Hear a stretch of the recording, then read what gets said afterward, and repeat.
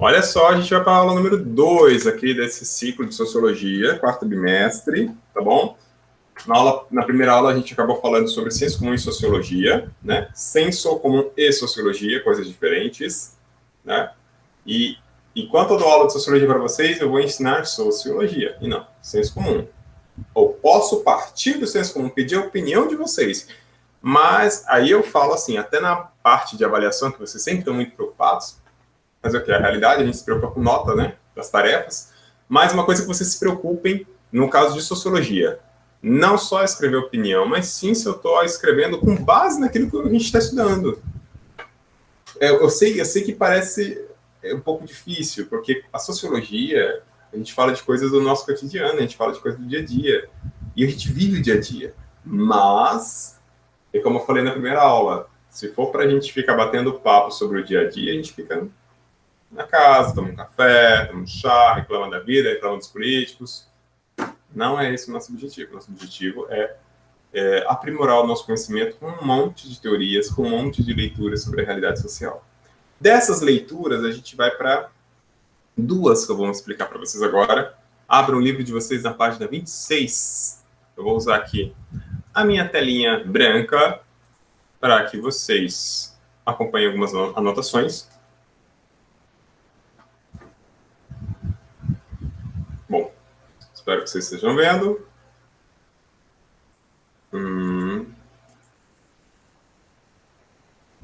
Minha telinha branca, página 26, tá? Tá ali, ó. Essa página que a gente vai estudar agora. 26. Tem um nome bem grande aqui, difícil de ler, inclusive. Eu me lembro que a primeira vez que eu li esse nome, eu não sabia falar ele, isso há quase 20 anos atrás. E é um importante amigo nosso da sociologia, que é o Durkheim. Vou escrever o nome dele aqui, ó. Ele é um sociólogo francês, ele já, né? Não é mais, que ele já morreu, mas a obra dele está viva aí. Émile Durkheim. Vivia entre 1858 e morre em 1917. Tá?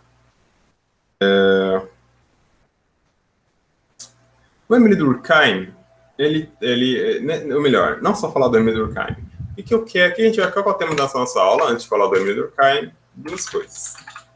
Vamos falar brevemente sobre positivismo e dialética.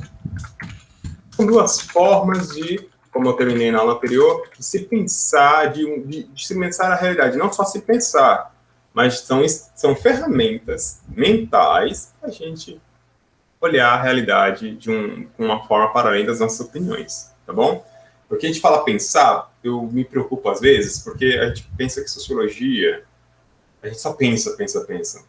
A gente age sobre a realidade. Assim como você age sobre a realidade com a matemática, você age sobre a realidade com biologia, com física, com química.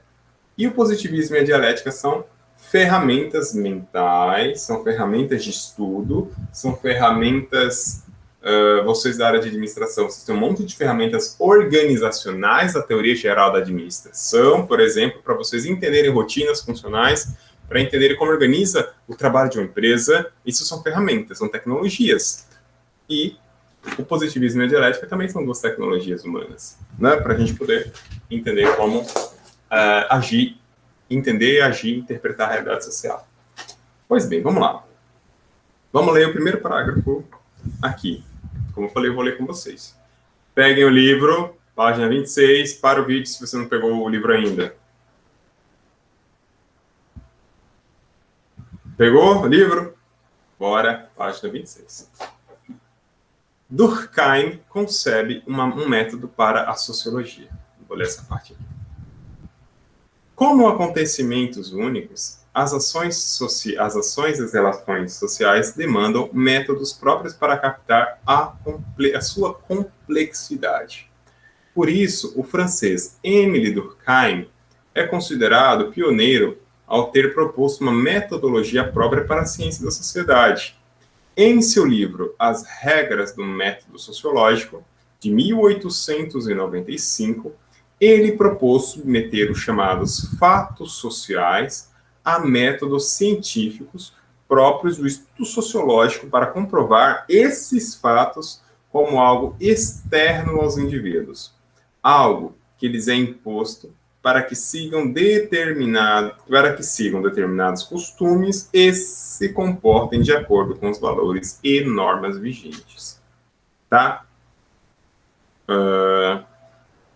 Vamos para o próximo parágrafo. Apesar de sofrer críticas nas ciências sociais, a abordagem positivista, anotem isso aí, pode ser observada ainda hoje. Por exemplo, quando se busca um conhecimento definitivo sobre a realidade em mutação ou quando se aplicam medidas orientadas pela manutenção da ordem social, tais como combater a criminalidade sem eliminar a desigualdade social. Olha, que se baseia esse conhecimento, que aqui está falando que o Emile Durkheim, ele utiliza, um negócio chamado positivismo, que falou aí, ó, a abordagem positivista. O que é essa abordagem positivista? Entender a realidade social como exterior ao indivíduo. Está falando aqui, eu só estou escrevendo o que está falando aí. Né? Como exterior, algo que lhe é imposto pelos costumes. Por exemplo, né? Quando eu trabalho com meus alunos adolescentes, eles costumam falar assim: porque meu pai é assim, minha mãe é assim, logo eu sou assim. E eu falei isso para vocês, não foi nenhuma, nem duas, nem três vezes, não. Eu já passei algumas aulas para vocês mostrando a tal da síndrome da Gabriela. Eu nasci assim, eu cresci assim, vou morrer sempre assim. Não. Definitivamente não, né? No entanto, o positivismo, aqui está falando, ele é uma abordagem positivista, ela tende a pensar por esse lado, de que as relações sociais, elas tendem a ser exteriores a nós, e nós aqui, seres sociais, a gente acaba, de um certo modo, reproduzindo, né, as estruturas sociais que não são externas, né? Eu sou menino, logo eu, menino, uso bermuda, calça, não vou usar uma saia. Mas eu posso ser na Escócia. Bem, na Escócia, aquele país que tem hábito de usar saia, o kilt. No entanto, eles usam em algumas cerimônias, não é assim, os homens ficam andando de saia e tudo mais, o tempo todo, né? Essa sociedade nossa ocidental, muito mediada pelo cristianismo, nós temos esse hábito, né, de que certas vestimentas para homens, certas vestimentas para mulheres, e isso daí tem uma história, né? O positivismo mostraria por esse lado. Ele é imposto historicamente, ele é exterior ao indivíduo, não é uma decisão única do indivíduo, porque é uma coerção, é uma pressão social, de fato, se nós formos olhar por esse lado, sim, é uma pressão. Eu, particularmente, não tenho nenhuma saia no meu guarda-roupa. Não é porque eu não quero, é porque não fui socializado com gosto para usar saias e na minha concepção enquanto ser humano, não faz sentido eu, homem, usar uma saia. Isso daí, claro, pode ser simplesmente uma questão de vestimenta, pode estar relacionado a relações de poder, pode estar relacionado ao patriarcado, né? A gente ouve falar muito aí, né, desse conceito de patriarcado. Então, percebam que a abordagem positivista, ela vai por esse lado, de que a realidade social, ela é exterior ao indivíduo, ela é exterior a nós. Então, nós aprendemos isso daqui, como se toda a nossa realidade viesse de fora para dentro. Né? A abordagem positivista, basicamente, é essa. Claro, tem muito mais coisas, mas para esse momento é isso que eu quero que a gente aprenda. Tem uma outra abordagem chamada dialética. Esse está falando aqui também. A dialética como método de análise. Vamos lá? De certo modo, contrário ao positivismo, o método dialético nas ciências sociais concebe a realidade e conhecimento de modo conjunto. Para o método dialético, ambos não podem ser pensados como elementos separados. Realidade e conhecimento são produtos históricos, transformam-se e nunca se apresentam-se acabados. Mas o que é dialética? Né? Eu vou colocar lá, vai para o terceiro parágrafo. Vamos lá, vamos continuar. Historicamente, o termo dialética significa a arte do diálogo, um método de argumentação que remonta à antiguidade. O filósofo grego Platão acreditava que, para alcançar a verdade, era necessário confrontar ideias contrárias para se chegar a uma una, a essência de algo. Para a dialética moderna, esse choque de partes, ao mesmo tempo contrárias e complementares, move o mundo. Choque de partes contrárias que move o mundo. Vamos pensar a dialética por esse lado. Que partes contrárias são essas? Nos gregos antigos, claro, esse conceito ele foi mudado, ele foi remodelado, mas a base dele é essa daqui, ó, esse movimento aqui, ó. Tese mais uma antítese é igual a uma síntese. E essa síntese, por sua vez, vou fazer isso aqui.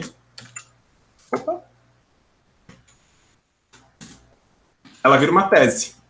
Se ela vira uma tese mais uma antítese é igual a uma síntese, que é essa síntese. Vira outra tese, e aí continua o movimento. Opa! Eu fiz aqui. E aí continua. Isso aqui é como eu falei, uma ferramenta mental, uma tecnologia mental. Como que isso aqui pode... A gente pode pensar isso na vida nossa, prática.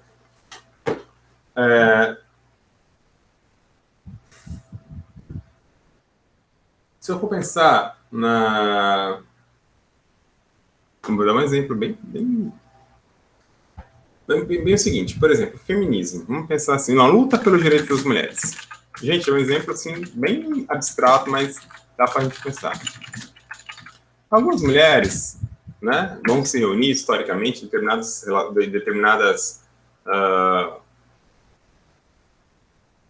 momentos, em determinados lugares da sociedade, vão lutar pelos seus direitos. E elas vão encontrar contradições. Elas vão encontrar forças contrárias a elas, né? Elas vão encontrar, por exemplo, resistências. Machismo, por exemplo, resistências, né?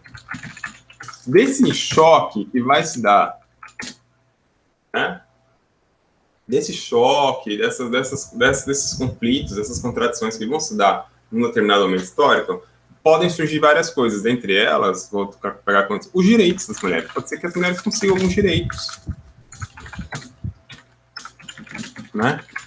Só que dentro desses direitos das mulheres, como eu falei, aqui, ó, vou até colocar isso aqui de cores parecidas, tá? Não se confundir demais. Ó, coloquei aqui em azul, porque essa é a primeira tese. A antítese, que seria o conflito, vou colocar aqui de azulzinho, de meio lilás.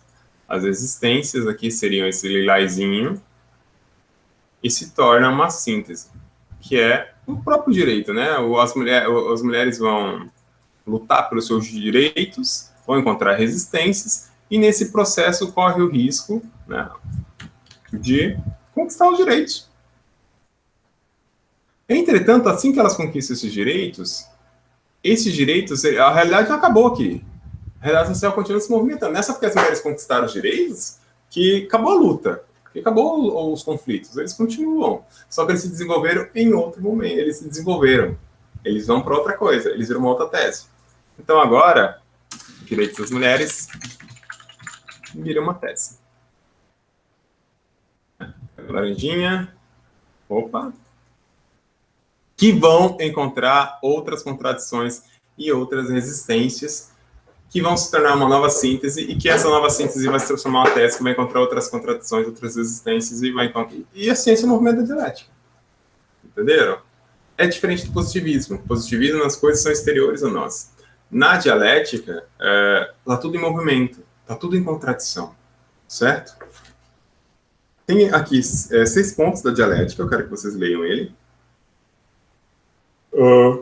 6 princípios, desculpem. Primeiro, tudo se encontra interrelacionado e se transforma de modo permanente. Há mudanças qualitativas nos fenômenos que podem ocorrer em diferentes ritmos. Há uma mudança de luta dos contrários, ou seja, contraposições e contradições. Os conhecimentos articulam-se e confrontam-se. O sujeito, aquele que investiga e o objeto de conhecimento, a realidade investigada, embora sejam distintos, não podem ser separados. E um novo acontecimento nasce do velho, o qual já traz a semente do novo. Então, como eu falei, esses direitos das mulheres aqui, por exemplo, que virou uma síntese, ele traz consigo toda essa luta aqui, toda essa contradição, ele traz consigo e vai levar ele consigo para frente, né? Parece ser bem difícil pensar assim, mas não é. A gente tem que ter bastante exemplos. E na aula da segunda semana do RED, a gente pode trazer alguns exemplos. Aqui eu queria trazer teoria sobre o que é dialética. Bom, apresentei o que é positivismo e o que é dialética. Lemos aqui um trecho do texto e vamos para a última parte da aula, que é a nossa explicação sobre os nossos 3 pensadores da sociologia que vão nos ajudar a pensar, dar essas primeiras ferramentas em sociologia para pensarmos uma infinidade de questões sociais. Tá bem? Vou parar a apresentação. Assista esse vídeo quantas vezes for necessário, gente. Tá? Se tiver dúvidas, a gente tira elas na nossa aula ao vivo. Tá bom? Então, por enquanto é isso. Um abraço. Fiquem bem.